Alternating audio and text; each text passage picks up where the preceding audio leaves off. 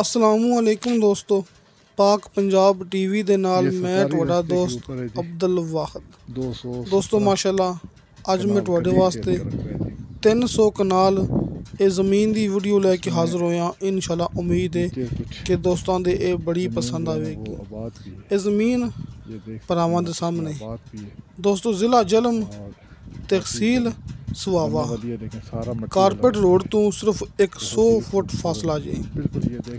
दोस्तों याद रखना है कि सिर्फ 100 फुट दूर है कारपेट रोड तो बिजली तो आबादी तो भी आबादी बिजली कारपेट रोड 100 फुट फासले ते। दोस्तों रस्ता सरकारी है ते माशाल्लाह इस रस्ते ते इंदा 900 फुट फ्रंट जी कि अनकरीब भरावां नूं इत्थे भी पक्की सड़क मिलेगी, क्योंकि पिछों पक्की सड़क बनती आँदी डॉक्टर साहब के कहने के मुताबिक। दोस्तों 300 कनाल ज़मीन है, ज़िला जलम तहसील सुहावा, 100 फुट ते बिजली आबादी ते कारपेट रोड ते इत्थे इंदा 900 फुट फ्रंट।